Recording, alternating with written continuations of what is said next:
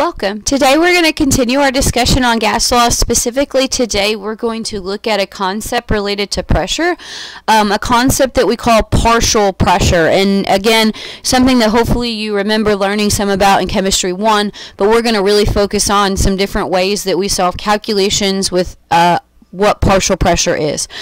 So with that in mind, what I'd like you to go ahead and do right now is I'd like you to, if you haven't already, I'm going to ask that you pause this video. I'm going to ask that you write down what you see on the overhead question-wise, as well as draw the pictures for me, because the pictures will definitely help in helping to understand the concepts.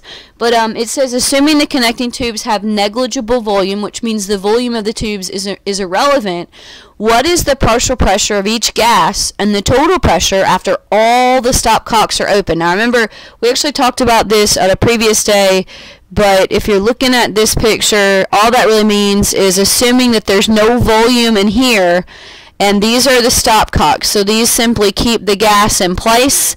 You open them up and the gas would move and it would move around, right? So as it's moving around, you'd have all this gas kind of spreading, and the idea would be, is what we talked about, is assuming that this is at the same temperature, because it doesn't tell us otherwise, that all these particles should be moving around and moving to different areas, and that would be the idea, all right? So assuming the connecting tubes have negligible volume, what is the partial pressure of each gas and the total pressure of all the stopcocks, or all of the gases combined together? All right, so take a couple minutes, see if you can answer that question, and then unpause the video and continue the discussion. All right, let's go ahead and get started. The first thing I want you to notice as you're trying to figure out the pressures of these gases is that all their pressures are in different units, right? Notice that this first gas is in torr. Notice atmospheres, notice kPa, which is really just kilopascals. Now, kilopascals is actually the standard unit for pressure, but generally speaking, we don't use that unit unless we're dealing with energy. So we really only use the unit kilopascals if we're dealing with energy in terms of gases and pressure. Otherwise, you think about ideal gas law. Remember the ideal gas law, PV equals nRT, and all the other calculations we've done, and pressure has always been in atmospheres. So generally speaking, I would say anytime you're dealing with pressure, convert it to atmospheres unless otherwise told. All right, so for right now, we're going to focus on just putting pressure in atmospheres so that all of our pressures are the same, right? Because since they're in different units, we can't really compare them because they're actually they're in different units. So let's just start with our helium. All right, so our helium, it tells us, has a pressure of 200 torr. So if we were going to convert that to atmospheres, remember that 1 atmosphere equals 760 torr. This is actually on one of your previous slides. 1 atmosphere also equals 101.325 kilopascals. All right, so 200 torr. So we want to convert it to atmospheres, so 1 atmosphere over 760 torr, and that tells us that we've got 0.263 atmospheres of pressure from helium. All right, we don't have to do any converting for neon, so neon is 0.4 atmospheres. All right, we do have to convert for argon, so argon is, well, it started out as 24 kilopascals. 1 atmosphere over 101.325 kilopascals.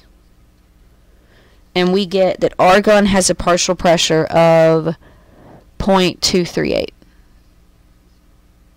Alright, now keyword I use, and you might have noticed I used it, but I didn't actually specify just yet, is that all those pressures we have, those are called partial pressures, right? So this is the partial pressure of helium, or we could say P sub helium.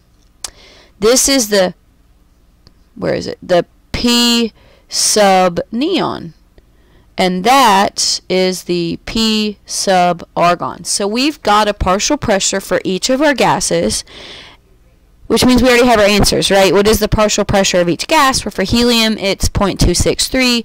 For neon, it's 0.4. And for argon, it's 0.238. So the question is, what is the total pressure? Well, total pressure is simply a sum of our partial pressure. So pressure of helium plus pressure of neon plus pressure of argon. And really, we just get this, that it's 0.263 plus... Sorry, that should be plus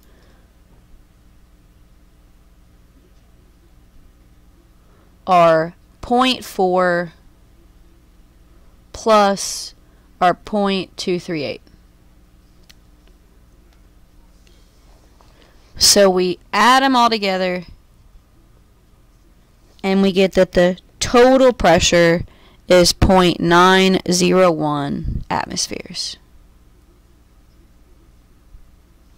Now, and that's it, right? So each of our partial pressures added together would give us our total pressure. Now, to reiterate this to you, let's just take a look. If we're talking about a gas, here's what the Dalton's law of partial pressure says. It simply says this, that if one gas gives off a certain amount of pressure and another one gives off another amount of pressure, that when we put them together, we get a total pressure, right, that is equivalent to each of those pressures that we started off with. And that's what we just saw in the helium, neon, and argon. Each of those pressures combined together gave us the total pressure of the system. Now let's take a look at a couple different ways that we might solve this. Let's go ahead and take a look at one of your problems from your packet. You have a couple problems related or very similar to this problem, but one of the most common ways that we see and we talk about partial pressure is when we're talking about the pressure of our atmosphere. And generally speaking, we talk about the pressure of a gas in relation to the pressure of water, and together it gives us the total pressure of the system of whatever we're in. In other words, that generally when we're talking about a gas, that we will collect that gas over water to figure out what its pressure is. And generally speaking then, because we can have a standard for water, we can figure out then in relation what the pressure of that gas is. Now, if you turn to the very back page of your packet, you're going to see a table that actually shows you the pressure of water at different temperatures. So the idea would be, and if you take a look at that table, the idea would be is you would just notice that if you're looking at various temperatures in degrees Celsius, you could find that temperature and then you would line it up to what the pressure is. Now, I do want you to notice that the pressure on this table is in torr, and for the sake of, you know, what you're doing, you could leave it in torr until it asks you to calculate it into something else. So if it asks you specifically to, you know, solve using information PV equals nRT, then you could move it out of torr. But for the sake of solving a problem related to such as this, you could simply leave it in torr. So it says a 235 milliliter sample of gas was collected over water at a temperature of 28 degrees Celsius and a low pressure day of 738 torr. And it says report what volume it would have at dry STP conditions. Now there's a lot going on in this problem, which is why I wanted to take a look at this problem, because I figured that as you're doing these, this is probably the one that you would have trouble with. All right. So let's just start with information we're given. All right. So I'm going to go ahead and just list out all of our variables. It says, variable-wise, it tells us that we have a volume of 235 milliliters. It says sample of gas that was collected over water. Now it tells us that it was at a temperature of 28 degrees Celsius and a pressure of 738 torr. Now you think about that low pressure day, that's because remember that 1 atmosphere of pressure is 760 torr. So this is implying that it's less than 1 atmosphere of pressure, right? Alright, so report what volume, we don't know, it would be at dry STP conditions. So in other words, no water involved, it just simply is the gas. STP conditions, remember, would be 273 Kelvin, a pressure of 1 atmosphere. Now, based on all the information we have, since the gas is the same and it doesn't say anything about moles, this isn't really something where we need to use ideal gas law. We've got PV and T, so really it's just combined gas law. P1 V1 over T1 equals P2 V2 over T2. But here's where it gets a little tricky, and here's where you probably had a little bit of trouble, and that is that remember that we're just talking about the gas, right? So this is a volume of gas, temperature for the gas. We've got pressure and temperature for the gas over here. We don't know the volume of the gas over here, but this is our total pressure, right? Now how do we know? Because it says a low pressure day of 738 torr, which means this is the total pressure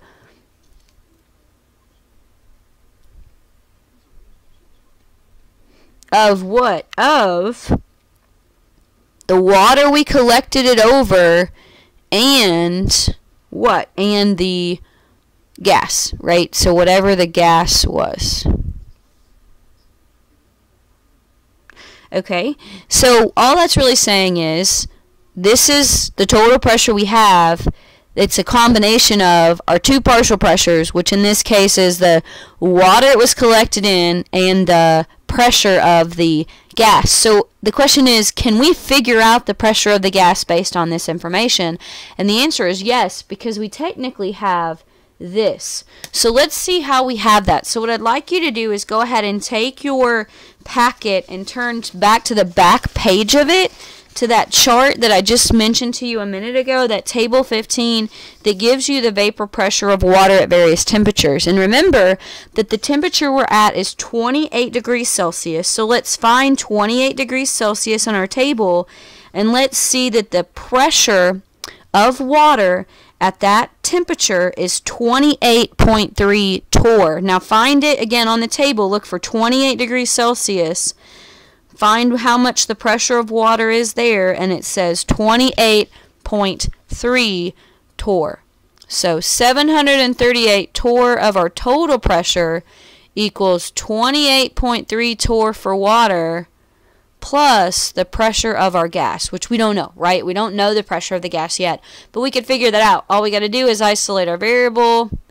So let's get rid of this 28.3. Let's subtract it from both sides. And when we do that, get 709.7 torr, or we could say 710 torr based on sig figs. But we're not done, right? So that just gives us the pressure of our gas, which means we can go back now. Remember that this we said was the pressure of our total gas and water. The pressure of our gas is 710 torr. Now before we do anything else, let's notice that our pressures are different variables. One of them is torr, one of them is atmospheres. Remember that I said that in terms of dealing with pressure, I would always try to put it in atmospheres, if at all possible, unless you don't need to change it. In this case, because they're different variables, let's change this torr to atmospheres. So let's convert. So 1 atmosphere over 760 torr. And you should get 0.934. So pressure equals 0.934 atmospheres.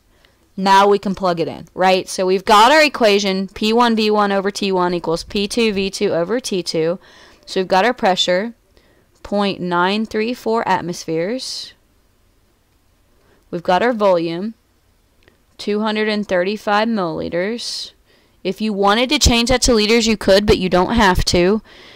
You got our temperature, 28 degrees Celsius. We are going to change that to Kelvin. So let's go ahead and change that to 73.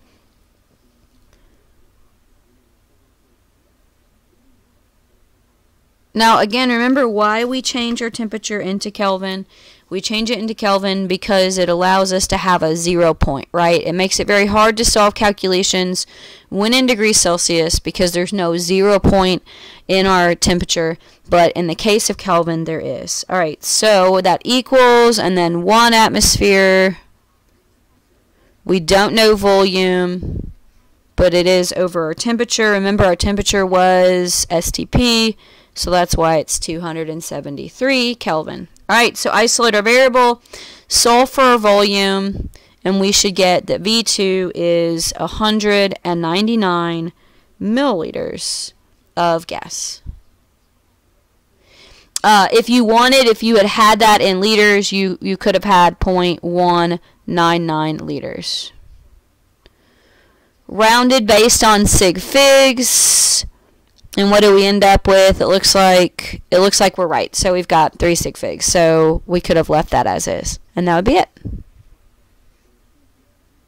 Alright, if you should have any questions about that, y'all, please don't hesitate to ask. But otherwise, let's look at one other way that we see pressure. We can also consider pressure in terms of moles. Now remember that the reason that is that because the number of moles ultimately determine the amount of pressure on a system. So let's just take two pressures, for example. Let's say we're talking about gas A and gas B. If we considered gas A, we could say N sub A is the moles of A. Consider gas B, we could say N sub B is the moles of B. Put that into the idea of total pressure. Remember that total pressure is simply the pressure of A and the pressure of B. In terms of moles, since we also could look at it as moles, what we would know is that we could have something that we call a factor. This is called a mole factor. Now, all a mole factor really is the moles of a gas over the total moles, which really just gives us a percentage. It gives us how much of that gas, let's say, whatever it is this versus how much is that. If we're talking about the air, we could be talking about how much is water versus how much is oxygen, or something of the sort. So with that in mind, what we get then is the idea of the mole factor of, for this gas, the mole factor of A versus the mole factor of B, which would then tell us how much of the gas, how much pressure contributed by A versus B. So from that, what we then get is a calculation to solve for partial pressure, where we don't have to just add the pressures together. We can simply use the mole factor and the total pressure, and that tells us, well, what? It tells us the pressure of gas A versus the pressure of gas B. So again, instead of just adding the pressures together to get a total pressure, if we had moles, we could use moles and total pressure to get what we call the partial pressures. Now let's just go ahead and take a look at the idea of that in a problem. So let's just say we were talking about this problem. It says a sample of natural gas contains 8.24 moles of methane, 0.421 moles of ethane, and 0.116 moles of propane. If the total pressure of the gas is 1.37, what is the partial pressure of the propane? All right. So now remember, partial pressure is this, right? So the idea would be is, again, that P sub 1 is partial pressure,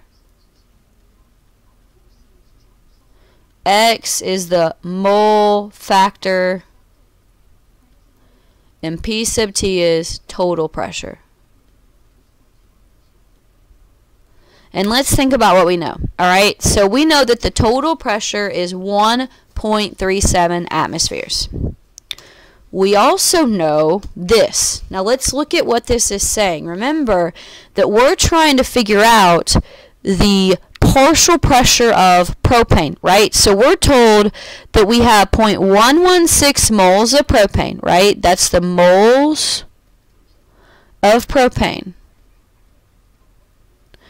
This is the total moles, just like what we saw in the previous slide, right? If we take the moles of the gas over the total moles, we get something called the mole factor. Now, a mole factor will not have units, so there will be no units on our mole factor, because really it's just like a relationship. It's just like a percentage. So our mole factor. So we've got our mole factor, right? We've got our total pressure. So all we really got to do is plug it in. So we've got our mole factor, right? We've got our total pressure. So we plug it in and we get that the partial pressure of propane is 0.0181 atmospheres. And that's it. We're done. Alright, y'all. So with it in mind, let's go ahead and take a look at one of your problems from your packet. So let's look at problem number 7. Alright, problem number 7 says the mole fraction or mole factor of nitrogen in air is 0.7808. Calculate the partial pressure of nitrogen in air when the atmospheric pressure is 760 torr. So let's think about things we know. Remember, partial pressure equals our mole factor times our total pressure. Now in this case, our partial pressure is that of nitrogen. So our equation looks something like this. What do we know? We know that our mole factor is 0.7808. Again, the mole factor will have no units, or the mole fraction will have no units. We know our total pressure is 760 torr. The question is, what is our pressure of nitrogen? So let's plug in what we know. Pressure of nitrogen equals 0.7808 times our 760 torr. And we get that the total pressure of nitrogen is what? You should get 593 torr. And that's it. I encourage you to take a minute and do number 8 with this idea. If you should have any questions, I encourage you to ask. Again, I encourage you to continue work on these problems in the packet. We have done and we have reviewed and gone through basically all the information you would need to solve through the first 13 problems in this packet. I've already done 6 of these problems with you, which means 6 of them should already be done. I encourage you to go back and look at the ones that I have not done with you if you haven't had a chance to, and ensure that you get those completed. Tomorrow we will focus on Graham's Law, which will give us a chance to look at problem 14 through 16, as well as the non-ideal gas law, which will give you a chance then to answer the very last question in your packet, question 17. With that in mind, your packet in its entirety will be due on Monday of next week when you take a quiz over these gas laws. A couple things just to remind you, you will take a practice quiz on Friday of this week. It will be a partner practice quiz that will give you a chance to practice doing some calculations related to these. Otherwise, I encourage you to go back and look at these videos on your own time if you should have any questions. Please don't hesitate to ask, and again, please come in and ask questions on Thursday if needed.